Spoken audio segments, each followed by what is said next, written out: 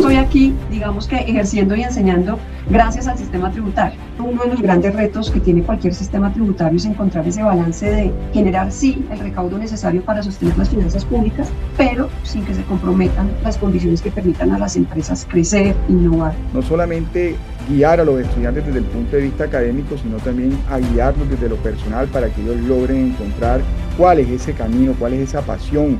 Colombia es una puerta natural entre Sudamérica y el resto del mundo.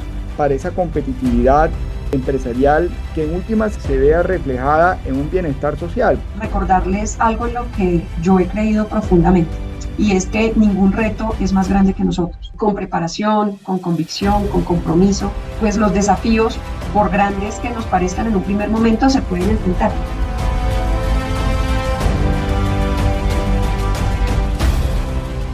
Un cordial saludo para todos los que constantemente ven el programa Encuentros, un espacio virtual en el que nos dedicamos a conversar con profesionales, con empresarios, líderes, tanto en Colombia como en el exterior, que han desarrollado a través de su vida, tanto en el ámbito personal como profesional, una carrera de admirar. Una carrera que realmente ha dejado huellas, una carrera que merece ser, una carrera y una experiencia que merece ser contada. Y hoy tenemos en el programa Encuentro a una mujer que realmente tiene una historia de vida fascinante. Tenemos a una profesional absolutamente brillante. Tenemos a una gran amiga con la que he tenido la posibilidad de compartir diferentes espacios profesionales a lo largo del tiempo. Tenemos hoy de invitada a la doctora Mónica Bolaños, a quien le quiero dar un gran saludo y una bienvenida calurosa. Erwin, pues muchísimas gracias por la invitación, muchísimas gracias por ese saludo tan generoso y por hacerme parte de esta iniciativa pues tan interesante y tan fascinante. No, pues la verdad es que nosotros estamos absolutamente honrados de tener a la doctora Mónica, que de primera mano conozco cuál ha sido tu trayectoria y eso hace que esta entrevista tenga una connotación muy especial.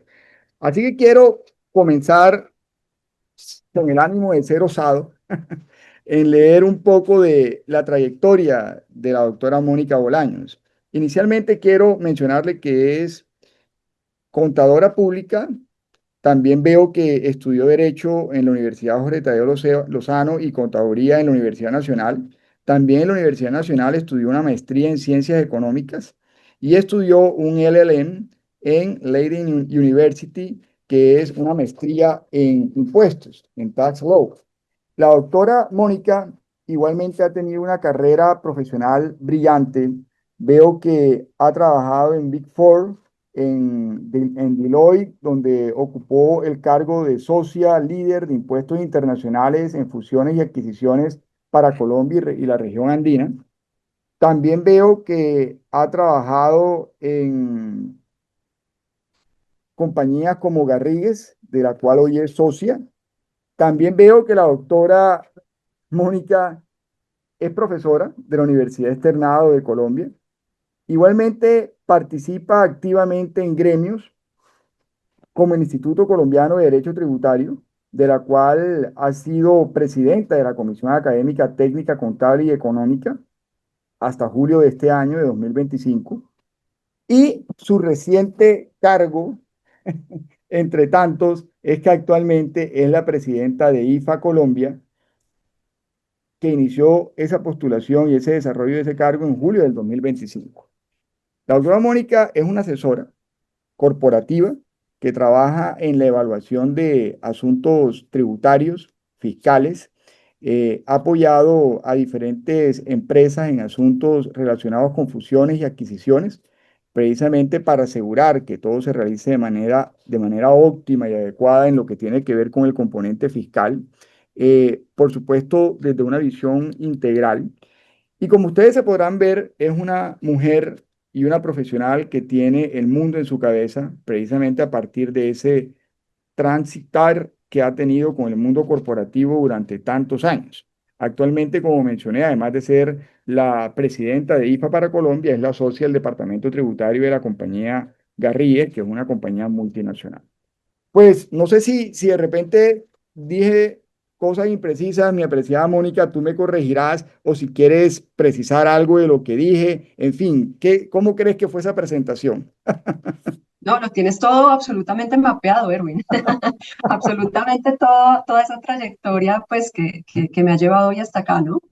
Muy bien, muy bien. ¿Cuántos años tienes de experiencia profesional, Mónica? Yo tengo más de 20 años de experiencia profesional, justamente en Deloitte, fue como mi primer eh, punto de partida, pues digamos que en el desarrollo profesional estuve durante 18 años y hace un poco más de 2 años me encuentro desarrollando pues mi cargo y mi profesión acá desde Gartix. Oh, maravilloso. Bueno, con esta introducción que acabamos de hacer, apreciada Mónica, yo veo que tu trayectoria integra una experiencia muy sólida, tanto en compañías del orden nacional como internacional. Pero esta experiencia de consultora corporativa la has articulado de una manera muy cercana con el liderazgo gremial y la docencia universitaria, que son tres áreas que tienen vasos comunicantes muy importantes. Entonces, visto eso, yo quisiera preguntarte cómo ha sido ese camino para consolidarte en estos tres ámbitos. ¿Cómo ha sido ese camino? Pero principalmente, ¿qué factores estratégicos consideran que han marcado la diferencia en tu desarrollo profesional? Bueno, Erwin, pues este efectivamente ha sido un camino largo, ha sido un camino pues de muchísimo trabajo, de muchísima dedicación, pero también lleno como de muchas satisfacciones. Yo creo que vale la pena repasar un poquito, pues, algunas de esas fases importantes porque cada uno de esos puntos por los que uno va atravesando van contribuyendo de una u otra manera a la conformación de esa trayectoria profesional, ¿no? Yo tuve, digamos que, la gran dicha de que al finalizar el colegio, pues entré a estudiar contaduría pública en la Universidad Nacional de Colombia. Y esta universidad, pues entre muchísimas otras virtudes, tuvo algo que me pareció maravilloso, y es que la Facultad de Ciencias Económicas, que integra a tres carreras, la carrera de Contaduría Pública, la carrera de Administración de Empresas y la carrera de Economía, contaba en ese momento con un plan curricular que tenía dos aspectos que me resultaron pues bastante valiosos. Primero es que tenían un muy marcado énfasis en la formación en economía. Y segundo, pues que ese enfoque común económico, digamos que para las tres carreras, permitía que todos los estudiantes pues compartiéramos durante pues muchísimo tiempo, casi diría yo que más de la mitad del programa, no solo las clases, sino también grupos de investigación, espacios de discusión y muchos otros escenarios académicos. Entonces, mi formación como contadora estuvo siempre muy permeada por ese enfoque económico, y eso llevó a que yo tomara una decisión muy temprana, y era que desde mis primeros semestres de universidad, pues yo ya tenía claro que al finalizar mi pregrado iba a cursar la maestría en economía que ofrece la misma facultad. A mí me encantaban las clases de economía, yo disfrutaba enormemente las discusiones en los distintos foros académicos y tenía clarísimo que al terminar mi carrera iba a hacer esa maestría, y pues bueno, así lo hice. Y yo creo en realidad que esa fue una decisión muy acertada, porque me permitió tener una visión pues mucho más amplia sobre mi profesión y complementarla de una forma muy natural con ese interés que yo había venido desarrollando también durante toda mi carrera por los temas tributarios. Digamos que para la época en la que yo empecé mi maestría, pues yo ya me había vinculado a Deloitte, gracias pues a una convocatoria abierta que hizo la firma. Yo me presenté a esa convocatoria, pues fui seleccionada, empecé a trabajar incluso antes de terminar el pregrado. Y desde antes de empezar a trabajar en Deloitte, yo ya tenía muy claro que lo mío eran los impuestos. Yo no empecé a trabajar inicialmente en el área tributaria de Deloitte, yo empecé en otra área. Pero yo insistí mucho desde el comienzo para que me dieran la oportunidad de estar allí, de estar en los temas tributarios. Y yo creo que después de insistir tanto, pues finalmente me permitieron hacer el cambio y me permitieron pues integrarme a la división de impuestos. Y por supuesto, cuando uno habla de impuestos, pues esa es un área muy amplia. Y dentro de las firmas consultoras y especialmente dentro de las Big Four se desarrollan muchas especialidades. Yo en Deloitte pues inicié desde la categoría más junior. Yo en ese momento inicié como asistente y fui ascendiendo progresivamente hasta llegar a ser socia. Y eso hizo que yo pudiera conocer como muy detalladamente todas las fases del proceso que involucran la prestación de un servicio, la prestación de una asesoría. Pero además de eso, durante todo ese recorrido, pues yo tuve la fortuna de pasar por absolutamente todas las especialidades que conformaban esa división de impuestos. Y eso es algo que yo valoro profundamente porque aporta, yo siento que integralidad profesional. y hace que cada análisis, que cada recomendación que hoy en día hago en el ejercicio de mi profesión, pues tenga en cuenta esas distintas perspectivas y considere pues esos distintos elementos que pueden afectar una recomendación. Digamos que, por supuesto, con el tiempo, pues ya uno va encontrando las áreas con las que se siente más cómodo, con las que siente más afinidad. Y aunque yo, pues nunca he dejado del todo, pues las demás especialidades, pues sí terminé estando muy involucrada en los temas de consultoría, en los temas de tributación internacional, en los temas transaccionales de fusiones y adquisiciones. Y estas son áreas que exigen no solo conocimientos técnicos, sino también conocimientos jurídicos que son bastante, digámoslo, especializados. Justamente por eso es que decidí complementar pues mi formación estudiando la carrera de Derecho. Yo, como tú bien señalabas, Erwin, la cursé en la Universidad Jorge Tadeo Lozano, una institución a la que también le tengo muchísimo cariño. Y también pues hice mi maestría en Derecho Tributario Internacional en la Universidad de Leiden en Holanda. Yo en Deloitte pues terminé estando por cerca de 18 años. Wow. 4 de ellos estuve como socia y en ese último rol fue que lideré pues esas líneas de tributación internacional y de M&A para Colombia y para la región andina. Luego pues ya llegó la propuesta de Garrigues y es pues con esta firma con la que me vengo desempeñando pues en el último par de años. A ver, yo creo que todo este recorrido, tanto en lo académico como en lo laboral, no solo me permitió confirmar mi gusto por los temas de tributación, sino que también me permitió reafirmar una convicción. Y es que la tributación es un campo que exige como una aproximación muy rigurosa, una aproximación que debe estar bien fundamentada. Y que quienes decidimos dedicarnos a estos temas, pues estamos en una posición muy valiosa para aportar a la construcción del país. Y yo creo que esto es fundamental, porque muchas veces los impuestos se perciben como algo mecánico, incluso aburrido, lejano, pero en realidad tienen una relevancia enorme y una incidencia directa en el bienestar y en la estabilidad del país. Esa posibilidad de aportar desde una mirada técnica, crítica, comprometida, pues conectó muy bien con otro propósito que se había ido formando como muy en paralelo en mi mente, que era ser parte de la academia y ser parte pues activa de esas instituciones que yo durante todo mi ejercicio profesional había visto y que se dedicaban al estudio y al desarrollo pues del derecho tributario. Yo mi vínculo con esa academia lo inicié pues muy temprano, desde la misma Universidad Nacional, no solo por la admiración que me despertaron pues muchos de mis profesores, sino porque además otra de las cosas muy bonitas que tiene la Universidad Nacional es que el rol de monitor incluye el impartir clases complementarias a los estudiantes. Y yo fui monitora de absolutamente todos los cursos de impuestos que tenía la facultad. Entonces, digamos que el acercamiento temprano a la docencia, pues además en temas tributarios, no solo me ayudó a formarme pues como profesora, sino que también me despertó pues un gusto muy genuino por enseñar. Por eso siempre yo te lo decía hace un momento, siempre estoy profundamente agradecida con todas las instituciones que me han dado la oportunidad de ejercer la docencia, porque para mí esa es una labor que es realmente gratificante y enriquecedora. Y pues bueno, en paralelo pues vine también poco a poco vinculándome a instituciones como el Instituto Colombiano de Derecho Tributario. Tú contaste un poquito de la trayectoria que hemos hecho por ahí.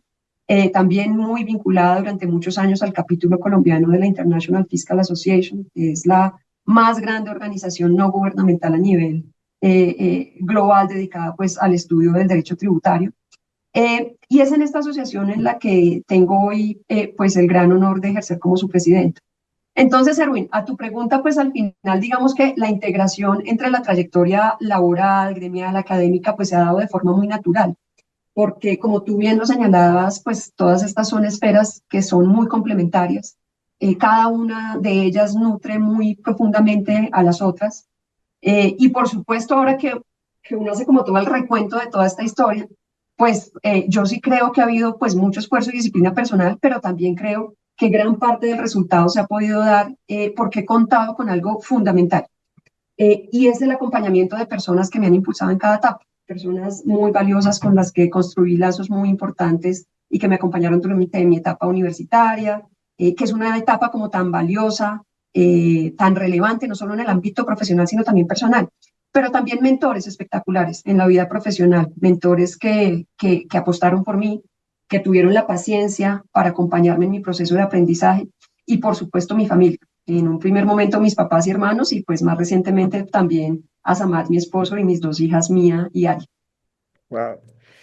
La verdad es que de cada una de las facetas, Mónica, que hemos hablado, tiene como que su historia propia. Fíjate que me comenzaste hablando de tu recorrido de formación académica, donde brota ese cariño que tienes por la Universidad Nacional. Y hay algo muy valioso que dijiste entre tantas cosas, y es que yo tenía claro desde el principio qué era lo que quería estudiar y hacia dónde quería avanzar. Y eso es algo que, aunque parezca obvio, no lo es, porque la gran mayoría de estudiantes actualmente no tienen un norte claro hacia dónde quieren dirigirse. Y eso ha hecho que actualmente en la sociedad uno de los grandes propósitos que tienen el sector académico es no solamente guiar a los estudiantes desde el punto de vista académico, sino también a guiarlos desde lo personal para que ellos logren encontrar cuál es ese camino, cuál es esa pasión para poder ejercer la profesión que están estudiando. Así que en tu caso, yo quiero resaltar cómo eres una mujer no solo brillante, sino que desde el principio tuviste ese don de poder identificar hacia dónde querías avanzar. Y eso es algo muy notable. Y de la mano con ello, otra cosa que me dejó absolutamente impactado es cómo una mujer ha logrado articular su vida personal con tantos logros profesionales, porque una cosa es decirlo y otra cosa es hacerlo. Es decir, yo no me quiero imaginar cuántas horas has tenido que sacrificar de tu vida personal con tu esposo y con tus niñas para poder atender compromisos profesionales, compromisos gremiales, compromisos académicos, y eso hace que se tenga que colocar en perspectiva no solo la Mónica Bolaño de hoy, sino la Mónica Bolaño que se ha construido a lo largo de toda la historia, desde que iniciaste hasta este momento, porque ver el resultado, que seguramente va a seguir creciendo a medida del tiempo, es fácil, pero cuando uno pone el retrovisor y ve todo lo que te ha costado llegar aquí, todo el sacrificio, es otra cosa. Y cuéntanos, por ejemplo, una experiencia de esa en la que tú digas, uy, tuve que sacrificar algo personal porque tenía este compromiso profesional y que nos quieras compartir. ¿Cuál podría ser? Sí, yo creo que eso se va dando en las diferentes etapas. Por supuesto, cada etapa es supremamente relevante en la vida personal. Cuando uno está en la universidad, por supuesto, el tiempo con sus papás, el tiempo con sus hermanos, el tiempo con los amigos. Mm, Y posteriormente también, pues cuando ya uno conforma su hogar, cuando uno ya tiene su esposo, cuando uno ya tiene sus hijas, también el tiempo que uno muchas veces tiene que dedicar justamente pues a esos compromisos, ¿no? Como tú lo señalas, digamos que algunos de los roles pueden implicar el que uno se tenga que desconectar en algún momento de su rutina del día a día familiar y entonces tiene que viajar. Y entonces durante ese viaje entonces tiene que haber una muy buena coordinación para que la familia no quede, no quede como desamparada, ¿no?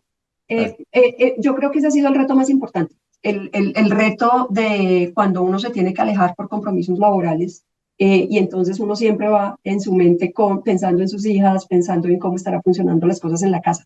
Pero digamos que yo de todas formas creo y resalto muchísimo pues el apoyo que he tenido también a nivel familiar y también el apoyo que he tenido también de mi esposo, ¿no? Yo creo que hemos logrado conformar justamente ese equipo en el que algunas veces me toca a mí, otras veces le toca a él, y entonces en esa integralidad es que hemos logrado establecer como una dinámica que nos pueda funcionar y que nos pueda llevar al éxito a los dos. Excelente, excelente. El equilibrio de pareja y de familia es algo vital para poder avanzar en la vida. Mi apreciada Mónica, el mundo corporativo es un mundo que está todos los días expuesto a cambios profundos. Hoy en día tenemos una realidad global que es totalmente diferente a la que se tenía meses atrás y probablemente va a ser muy diferente a la que tengamos en unos meses, eh, no sabemos cuánto, pero va a ser muy diferente. Es decir, está este mundo corporativo regido por cambios regulatorios, por dinámicas globales muy fuertes. Y cuando se habla de impuestos, de tributación, siempre lo que se mira es cómo hago para poder pagar menos impuestos. Y tú dijiste algo al momento en que estábamos haciendo la introducción, y es, a mí me parece que una de las cosas más bonitas de esta profesión es poder ayudar desde lo que es la técnica tributaria a construir una mejor sociedad, desde lo empresarial, desde lo social, precisamente por el fin que tienen los impuestos. Entonces, con ese contexto, yo te quisiera preguntar, ¿cómo puede la tributación precisamente convertirse en un aliado para innovar, para ser competitivos en lugar, mi apreciada Mónica, de que se vea como una carga? ¿Qué podrías decirnos de eso? Pues a ver, Erwin, yo creo que la conexión entre la tributación, la innovación, la competitividad, eso es indiscutible. Y creo que la tributación debería ser siempre entenderse como un aliado de esa innovación, de esa competitividad y no como un obstáculo. Cuando uno lo piensa, pues innovar al final, digamos que no es otra cosa más que esa capacidad de transformar, ¿no? De transformar procesos, de transformar productos, de desarrollar nuevos modelos de negocio. Y eso es clave para que las empresas pues sean competitivas, porque hoy en día competir bien depende de poder adaptarse justamente a todos esos cambios que señalabas, ¿no? De crear valor de una forma que sea eficiente, que sea sostenible en ese entorno que es como tan variable, y de estar tal vez un paso adelante. Pero por supuesto que para innovar y para poder competir, pues se va a necesitar invertir. Invertir en tecnología, invertir en talento humano, invertir en investigación. Y esa inversión pues no ocurre por sí sola, requiere de las condiciones adecuadas que la hagan posible. Y una de las más determinantes es justamente la estructura de un sistema tributario que pueda tener cada país. Cuando ese sistema impone, digamos, una carga que es excesiva, una carga que es mal distribuida, que es poco predecible, pues definitivamente va a limitar de manera muy estricta, muy severa, la capacidad que tienen las empresas para poder destinar los recursos a las actividades productivas. Entonces, en lugar de invertir en innovación y crecimiento, los recursos se van desplazando un poco hacia el cumplimiento fiscal. Y eso inevitablemente lo que hace es debilitar la competitividad. Entonces, pues no podemos ver la tributación como una fuente, digamos, inagotable de recursos para el Estado, como un castigo para las personas, para las empresas, sino que debemos verla más bien como una verdadera herramienta estratégica, que si se diseña bien, que si se diseña con una visión de largo plazo, pues puede acompañar y puede impulsar la inversión productiva.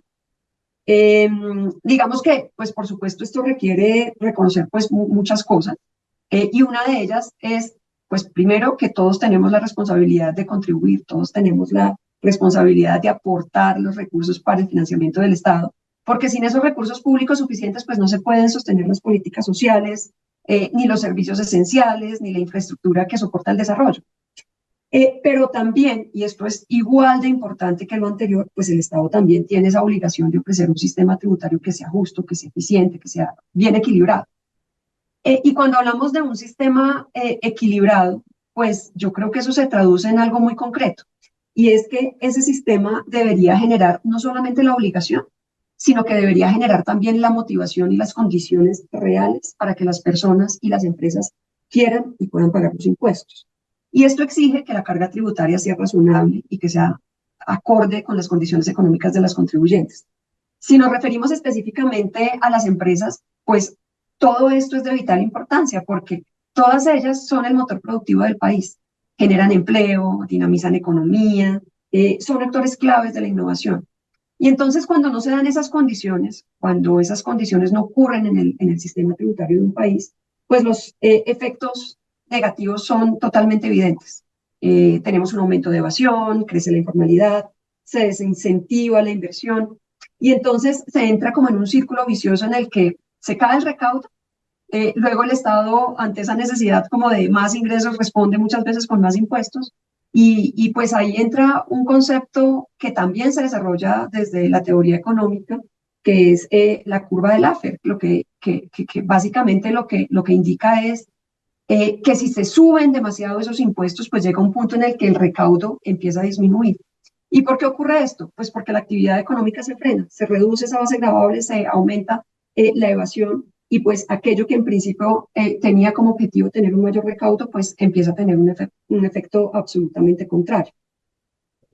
Pero además, Erwin, es que debemos concientizarnos que hoy vivimos en un mundo globalizado y en ese mundo globalizado los países también compiten por atraer inversión. Y la estructura tributaria definitivamente es uno de los factores que los inversionistas más evalúan. No se trata, además, solamente de tener tarifas impositivas que sean bajas.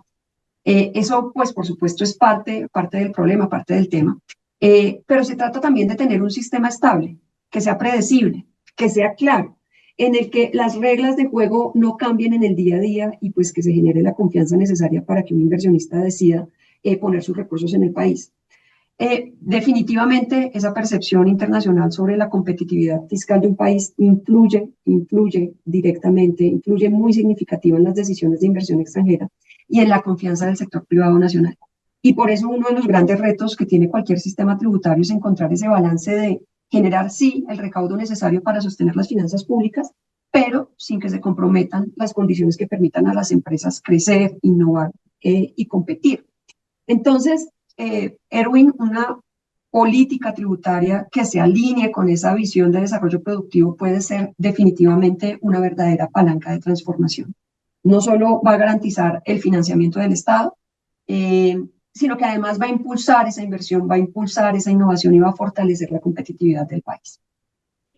Pues fíjate que esa respuesta fue una clase de economía y de tributación, porque efectivamente encontrar ese balance entre el crecimiento y la tributación es algo que no tiene una fórmula que pueda ser exacta, sino que a medida que la dinámica va cambiando, los escenarios van cambiando, seguramente esa fórmula se va a tener que ir ajustando para que el balance quede acorde a las nuevas realidades.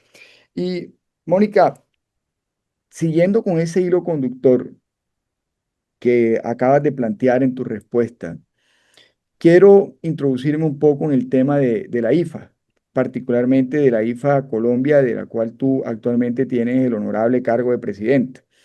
Eh, Estos organismos precisamente propenden, entre otras cosas, por generar espacios de debate, de discusión, en donde se coloquen sobre la mesa temas como el que tú acabas de mencionar en tu respuesta anterior, con el ánimo de que sean catalizadores de cambios estructurales que ayuden para esa competitividad empresarial que en última se vea reflejada en un bienestar social, porque es un efecto dominó.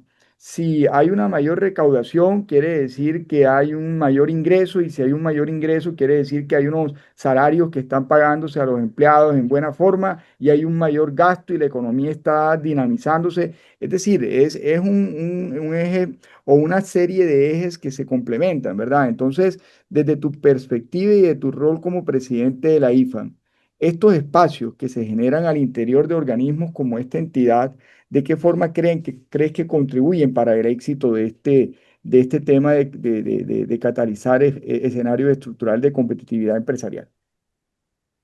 Pues mira, Erwin, yo creo que la academia y los foros profesionales como los que impulsamos desde IFA, pues son espacios muy valiosos porque permiten reunir a todos los actores clave del sistema tributario.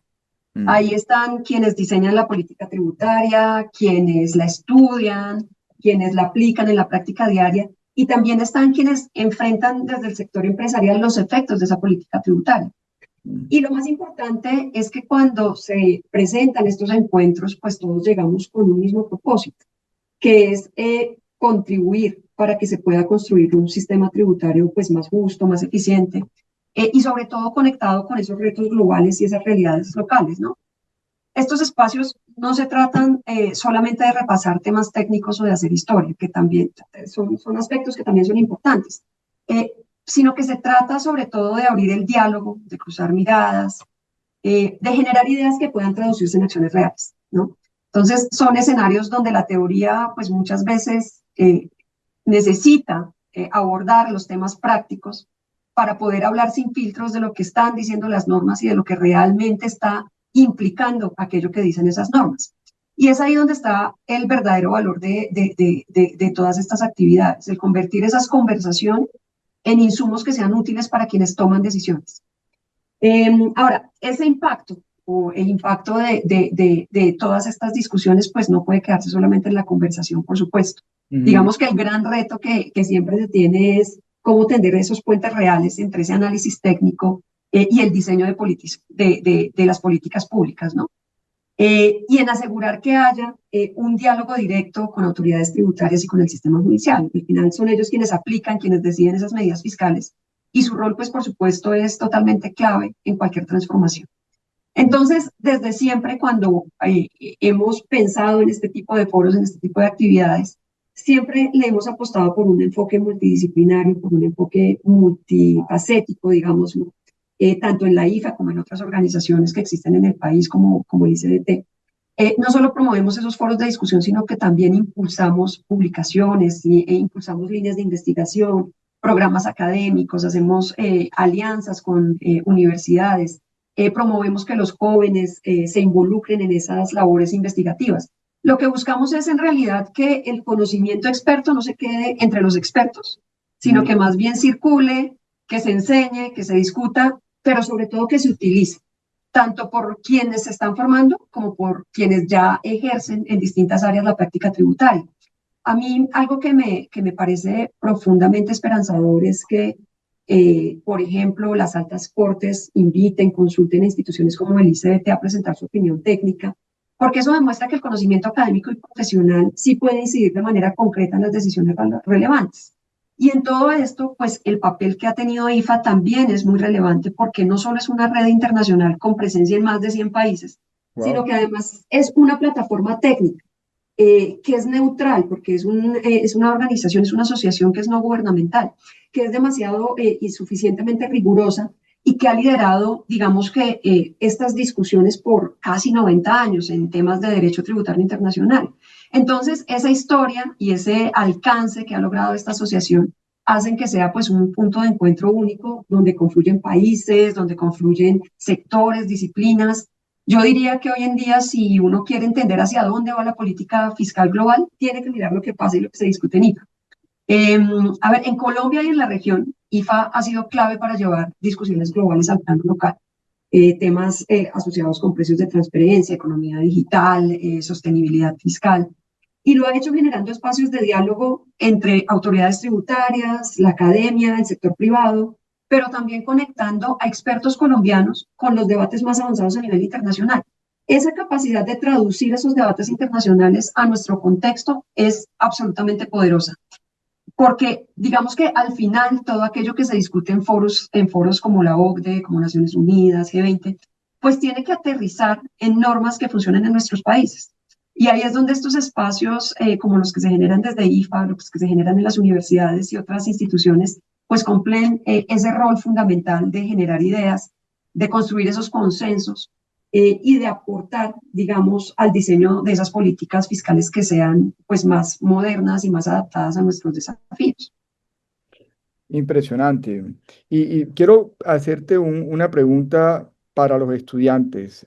¿Un estudiante tiene la posibilidad de pertenecer a IFA o es solamente los profesionales ya graduados? Por supuesto, todos tienen la posibilidad de pertenecer a IFA. Es más, nosotros desde IFA, tanto en el capítulo colombiano como en el capítulo global, generamos muchísimo contenido que es de acceso público. Eh, no es necesario ser profesional, no es específica una profesión para que se pueda hacer parte de IFA. Todos están muy invitados a participar y existen pues proyectos y planes muy específicos también pues para los jóvenes que también quieren involucrarse en estas labores de investigación y de estudio del derecho tributario internacional. Maravilloso. Bueno, yo creo que, fíjate, tus respuestas nos han llevado a seguir como profundizando en las temáticas propias de la tributación con diferentes miradas. Ahora yo quisiera hacer un viraje para conectar con lo que nos hablabas de la inversión extranjera directa y particularmente de esa experiencia que tú has tenido en equipos globales y regionales.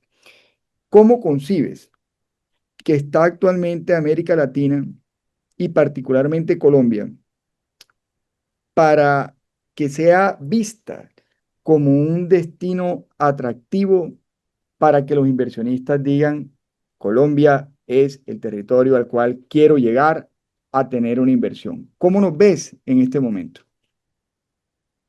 A ver, yo creo que América Latina y Colombia particularmente pues tienen un enorme potencial justo para posicionarse como un destino atractivo de inversión. Quienes trabajamos de cerca con inversionistas y acompañamos esos procesos de expansión que recurrentemente llevan a cabo, pues sabemos muy bien lo que ellos valoran cuando miran la región. Y Colombia siempre tiene varios elementos que llaman la atención. Tiene, por ejemplo, un mercado interno que es muy dinámico, un mercado interno que es de gran tamaño. Tienen una fuerza laboral calificada, que es adaptable, que tiene muchas ganas y muchísima disposición a innovar. Ese reconocimiento de ese talento humano es generalizado por parte de los inversionistas.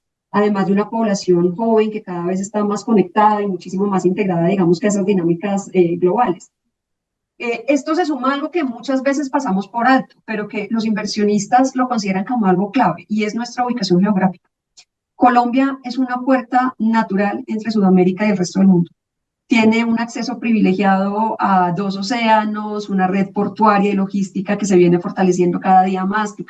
Tú que te mueves bastante bien en esa área, podrás confirmarlo. Pero todo esto crea un entorno que es favorable para los negocios y sin duda nos dan unas ventajas comparativas que vale la pena seguir potenciando. Sin embargo, lo que sí creo es que si queremos que Colombia no solo sea atractiva, sino que sea verdaderamente competitiva en el escenario internacional, pues sí necesitamos reconocer y atender algunos desafíos importantes. Yo me puedo referir especialmente al ámbito tributario, que es el de mi especialidad, ¿no? Porque a pesar de muchos avances que vale la pena destacar, pues el sistema tributario sigue siendo complejo, el sistema tributario de nuestro país sigue siendo complejo y en muchos casos poco eficiente. Eso implica pues un costo significativo para las empresas, que muchas veces se traduce en desincentivos tanto para el cumplimiento voluntario, pero además para la formalización. Y ya sabemos pues que esos dos elementos son absolutamente perjudiciales en todo el entorno económico. Y hay un tema que preocupa especialmente a quienes están pensando en invertir, que es la inestabilidad normativa. Pensemos que en los últimos 20 años Colombia ha tenido 12 reformas tributarias. Eso significa que en promedio cada algo menos de 2 años estamos modificando las reglas de juego. Y eso dificulta seriamente la planificación de largo plazo que muchas veces busca un inversionista. En un entorno pues que es como tan competitivo como en el que nos desenvolvemos actualmente, eso definitivamente puede marcar la diferencia entre decidir invertir aquí o mirar en otro lado, ¿no?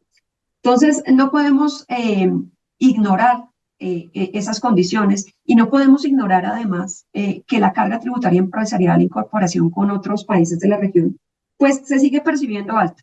Y eso puede limitar tanto la competitividad como la capacidad de reinversión del sector productivo. Frente a ese panorama, pues avanzar hacia un sistema tributario más moderno, más estable, un poco orientado al desarrollo de esas prácticas productivas, pues no es solo deseable, sino que yo creo que es absolutamente necesario.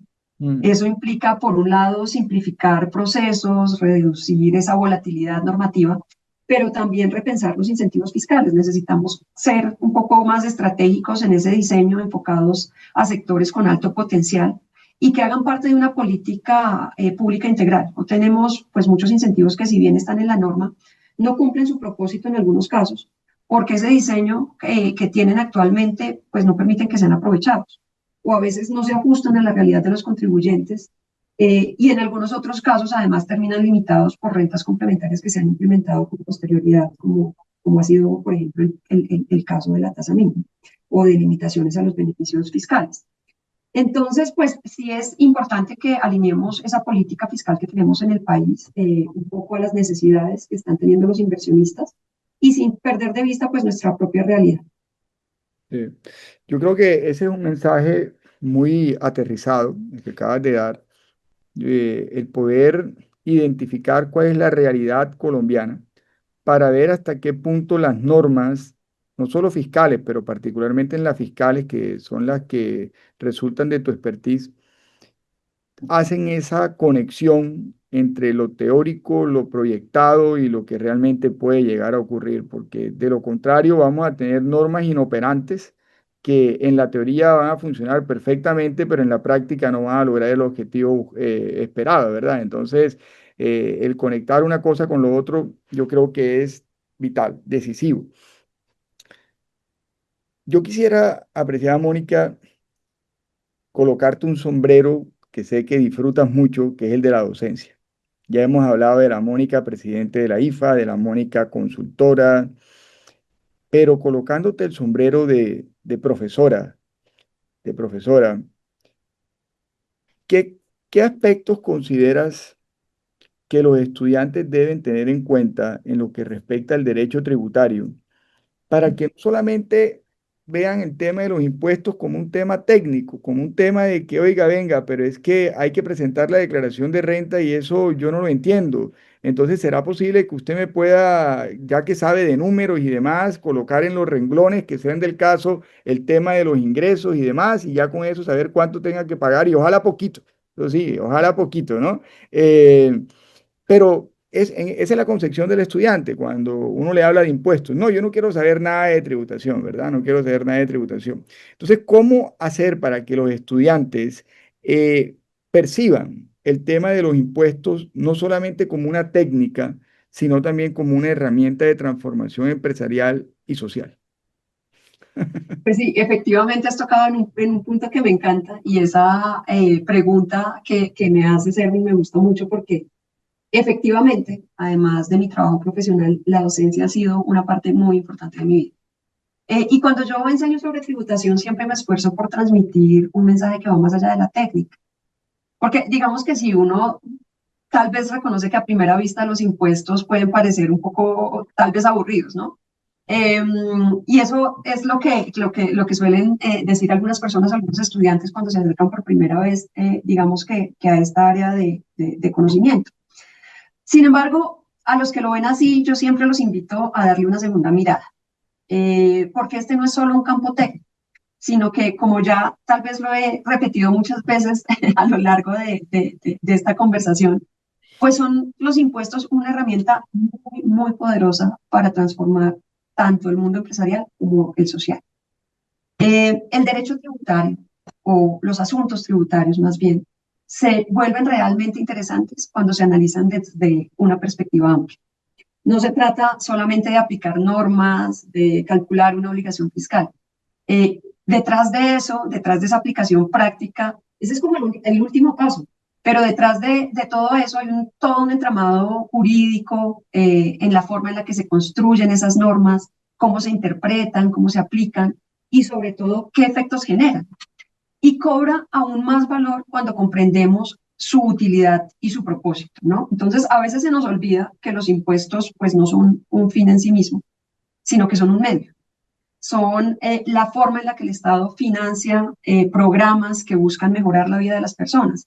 La educación, la salud, infraestructura, la protección social, bueno, en general, pues muchas necesidades que tiene la población. Y en mi caso, Erwin, pues te digo que eso no es solo un discurso. Yo estudié desde mi primaria hasta la universidad en instituciones públicas. Mi formación fue en su mayoría financiada por los impuestos que pagaron los colombianos en su momento. E incluso mis estudios en el exterior fueron posibles gracias a programas como los de Colfuturo. Y entonces yo estoy aquí, digamos que ejerciendo y enseñando gracias al sistema tributario. Y por eso estoy convencida de que todos nos debería es decir, todos deberíamos tener una gran satisfacción al pagar los impuestos. Y eso suena, digamos que bonito, y digamos que todos pueden decir, pero ¿en qué mundo? Y es claro que para que eso pase, para que las personas no vean los impuestos solo como una carga, sino como una contribución a ese propósito colectivo, pues es fundamental, pues entre muchas otras cosas, pero por lo menos uno de esos elementos que resulta fundamental es que ese sistema tributario se perciba como un sistema justo. Y ahí es donde quienes trabajamos en derecho tributario tenemos un rol absolutamente clave, y es contribuir a la construcción de ese sistema tributario equitativo, transparente, eficiente. Entonces, cuando hablo a mis estudiantes, lo que intento es que vean eso, que el mundo tributario no se trata solo de normas o de cálculos, sino de cómo el derecho puede ser una herramienta concreta para mejorar vidas, que desde lo tributario también se pueden generar transformación social y que si asumimos ese enfoque, pues podemos aportar desde nuestra profesión a construir un país con más oportunidades para todos.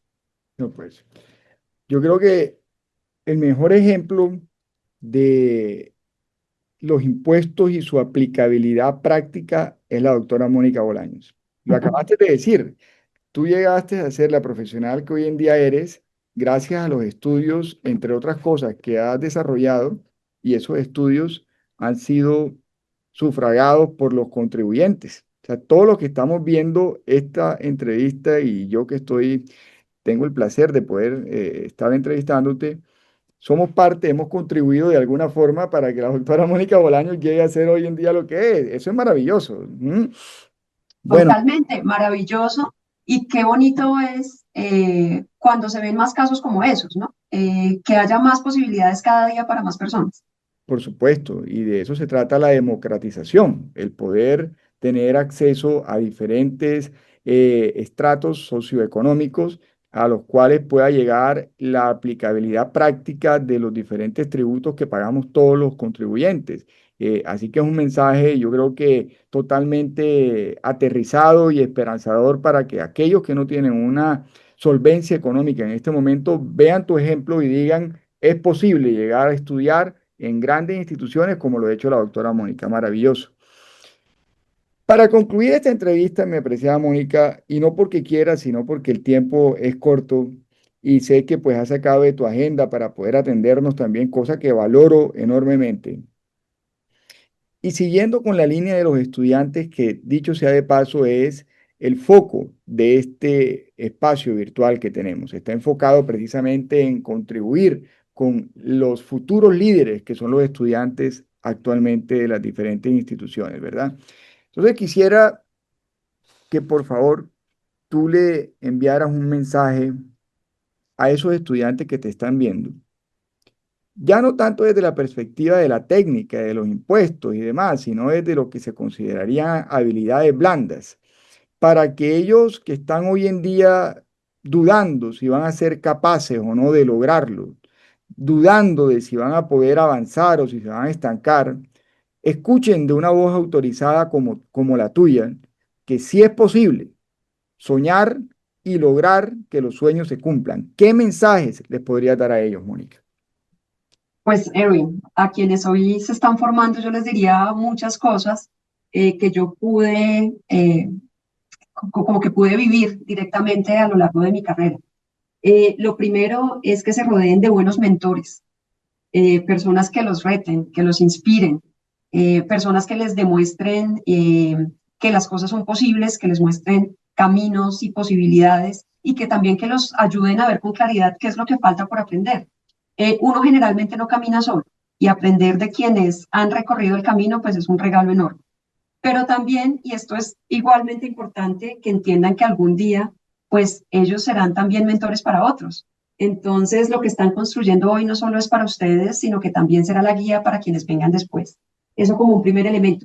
Segundo, también diría que cultiven la disciplina y la rigurosidad. El talento, pues por supuesto que es importante, pero sin constancia, sin un trabajo serio y bien hecho, pues es muy difícil dejar huella. Hacer las cosas con profundidad, con ética, con responsabilidad, definitivamente marca la diferencia. También les diría que persistan, que no desanimen frente a los obstáculos. A veces las puertas no se abren a la primera.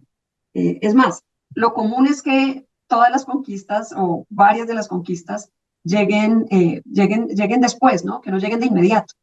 Pero cuando uno tiene como claro ese propósito, pues la perseverancia definitivamente termina abriendo camino y termina haciendo posible lo que de pronto en algún momento parecía muy lejano.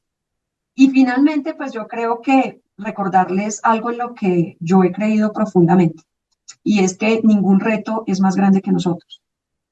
Con preparación, con convicción, con compromiso, pues los desafíos, por grandes que nos parezcan en un primer momento, se pueden enfrentar. Y cuando uno trabaja con sentido, pues lo que deja de ser un logro personal y se convierte en un aporte real a la sociedad. No, pues.